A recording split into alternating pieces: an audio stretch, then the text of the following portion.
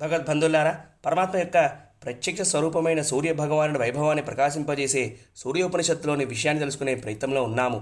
నేటి రోజున సూర్యనారాయణమూర్తి 5 కర్మేంద్రియాలు 5 జ్ఞానేంద్రియాలు సృష్టి యొక్క హేతువు, అంటే మంచి జరగాలి అని కోరుకునేవాడు అని తెలుసుకున్నాం.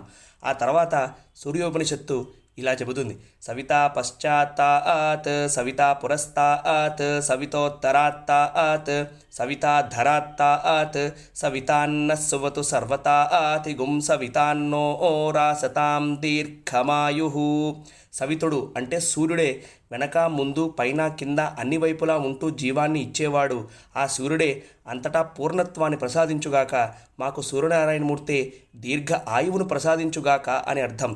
ఓమిత్యేకాక్షరం బ్రహ్మ ఘృనిరితి 2 అక్షరే సూర్య ఇత్యక్షరద్వయం ఆదిత్య ఇతి 3 ఏతస్యైవ సూర్యస్యాష్టాక్షరో మనుః యస్సదా హరహర్జపతి స వై బ్రాహ్మణో భవతి స వై బ్రాహ్మణో భవతి.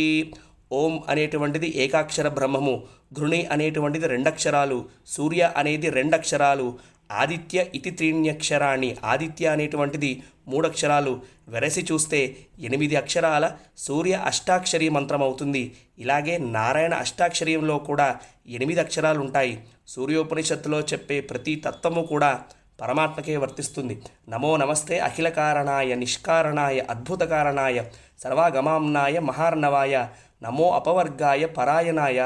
వేదం యొక్క పర్యవసాన అంటే చిట్ట చివరి దశ నువ్వే కదా స్వామి అని అంటాడు గజేంద్రుడు. గజేంద్ర మోక్షం శ్రీమద్భాగవతం 8వ స్కందం 3వ అధ్యాయం 15వ శ్లోకం. చాలా అద్భుతమైన శ్లోకం. వ్యాసుల వారి వాంగ్మయం చాలా అద్భుతంగా ఉంటుంది. ఎవరైతే ఈ అష్టాక్షరీ మంత్రాన్ని జపిస్తారో వారే బ్రహ్మమును తెలుసుకున్నవారు అని అర్థం. బ్రాహ్మణుడు అన్న శబ్దానికి అర్థం ఏమిటి అంటే బ్రహ్మమును తెలుసుకున్నవాడు అని అర్థం. సూర్యాభిముఖో జప్త్వా మహావ్యాధిభయాత్ ప్రముచ్యతే అలక్ష్మీర్నశ్యతి అవక్షభక్షణాత్ పూతో భవతి అగమ్యాగమనాత్ పూతో భవతి పతిత సంభాషణాత్ పూతో భవతి అసత్సంభాషణాత్ పూతో భవతి. సూర్యనారాయణమూర్తి ఎదురుగా ఈ సూర్యోపనిషత్తుని పఠిస్తే మహావ్యాధి భయం నుండి విముక్తులవుతారు. దారిద్ర్యం నశిస్తుంది. తినకూడనిది తినడం వల్ల వచ్చే పాపం నశిస్తుంది. అసత్య భాషణం వల్ల వచ్చే పాపము నుండి విముక్తులవుతారు అని అర్థం.